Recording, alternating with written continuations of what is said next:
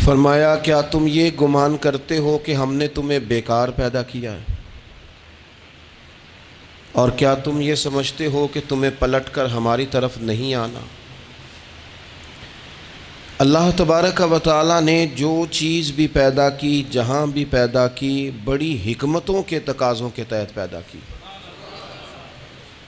میں کسی شخص سے بیزار نہیں ہو سکتا، کیونکہ ایک ذرہ بھی تو بیکار نہیں ہو سکتا۔ اللہ نے ہر چیز کو کمال حسن کے ساتھ دنیا میں پیدا کیا، اور انسان تو اشرف المخلوقات ہے۔ یہ تو اللہ تعالیٰ کی تخلیق کا شاہکار ہے۔ اللہ تعالیٰ نے اسے بڑی رعنائیوں کے ساتھ، بڑی حکمتوں کے ساتھ، بڑے کرم کے ساتھ پیدا فرمایا۔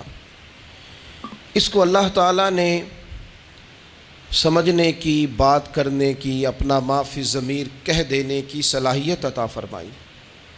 مالک نے اسے عقل، شعور دیا، اور جو بڑی طاقتور مخلوق نظر آتی ہیں ان کو اللہ تعالیٰ نے انسان کے قبضے میں دے دیا۔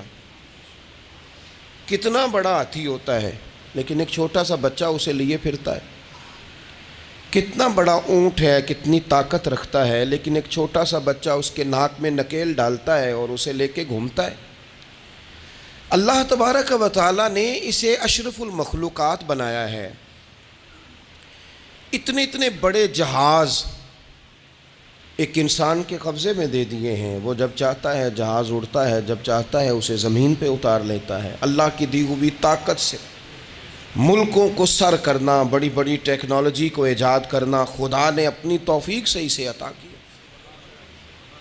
اور پھر اگر وہ مسلمان ہے، پھر اگر وہ حضور کا غلام ہے، تو پھر تو فرمایا کنتم خیر امۃ اخرجت للناس، انسان ساری مخلوق میں افضل ہیں، اور میرے محبوب کا کلمہ پڑھنے والے سارے انسانوں میں سب سے افضل ہیں۔ ان کو اللہ نے اور زیادہ فضیلتوں سے، برکتوں سے مالا مال کیا۔ یہ وہ مخلوق ہے، یہ وہ لوگ ہیں، یہ وہ امت ہے کہ جو صرف ارادہ کرتی ہے نیکی کا، کرتی نہیں، ارادہ کرتی ہے تو اللہ نیکی کرنے کا اجر عطا فرما بھی دیتا ہے۔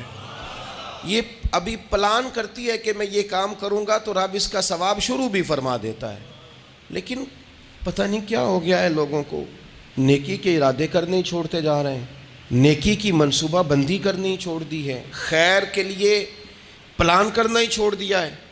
بہت سارا وقت بیکار گزرتا ہے، بہت سارا وقت چوراہے پہ گزر گیا، بہت سارا وقت گپوں میں گزر گیا، عمرے دراز مانگ کے لائے تھے 4 دن، 2 آرزو میں کٹ گئے، 2 انتظار میں۔ ایک ڈھیر سارا طبقہ ہے جس سے پوچھتے ہیں کیا کر رہے ہو، تو کہتے ہیں بس کچھ بھی نہیں، ٹائم پاس کر رہا ہوں۔ تو میں کہتا ہوں یار اتنا فالتو ٹائم کہاں سے آیا جسے پاس کرنا پڑا؟ میں بور ہو رہا ہوں، تو میں کہتا ہوں بور ہونے کے لیے وقت کہاں سے لیا آپ نے؟ آپ تو مسلمان ہیں، آپ کا تو وقت شریعت نے بڑا قیمتی کر دیا ہے۔ آپ تو 1 منٹ میں 3 بار سورہ اخلاص پڑھ سکتے ہیں۔ آپ کو تو ذرا سا وقت ملے تو آپ جا کے 2 رکعت نماز کی نیت باندھ سکتے ہیں۔ آپ کو تو تھوڑا سا وقت ملے تو آپ کے تو نبی پاک علیہ السلام نے یہاں تک ہماری تربیت کر دی، ہمارے حضور فرمانے لگے تم کانٹا اٹھا سکتے ہو نا گلی سے، تو وہی اٹھا دینا، اس پر بھی رب صدقے کا ثواب عطا کرے گا۔ تو یہاں تو کانٹوں سے بھری ہوئی گلیاں ہیں۔ میرے نبی پاک نے تو فرمایا تھا کسی مومن کو بس خوش کر دینا، وہ چاہے لمحے کے لیے ہی ہو، اس کے دل میں راحت ڈال دینا، اسے تسلی دے دینا، روتے ہوئے آنکھ آنسو پونچھ دینا، اس کو کہہ دینا میں تیرے ساتھ ہوں۔ فرمایا مومن کے دل میں تم نے خوشی داخل کر دی تو 60 سال نفل پڑھنے سے اللہ تمہیں زیادہ ثواب عطا کر دے گا۔ تو یہ فارغ بیٹھنے کا وقت کہاں سے آیا؟ یہ بور ہونے کا ٹائم کہاں سے آیا؟ ہم نے اپنے آپ کو بیکار کر لیا ہے، اور رب نے نہیں بیکار پیدا کیا، ہم نے بیکار کر لیا، ہم نے اپنے آپ کو زنگ لگا لیا۔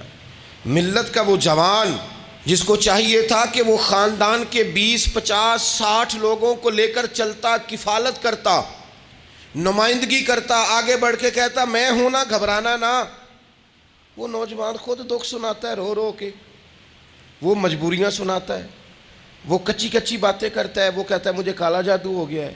وہ کہتا ہے فلانے کی نظر لگ گئی ہے، وہ کہتا ہے چچا نے آگے نہیں جانے دیا، وہ کہتا ہے میں ابا جی نے صحیح تقسیم نہیں کی تو میں پیچھے رہ گیا۔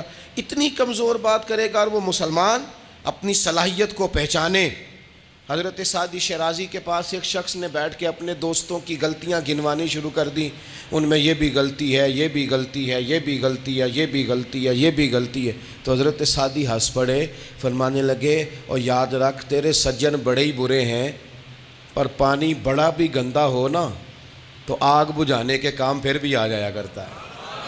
وہ کوئی تو خوبی ان میں تلاش کر لینا، پانی بڑا بھی گدلا ہو تو آگ تو بجھاتا ہے کہ نہیں بجھاتا۔ ہمارا یہ مزاج بن گیا ہے کہ ہم اپنی صلاحیتوں سے کام ہی نہیں لیتے، ہمیں پتہ ہی نہیں ہم کیا کر سکتے ہیں۔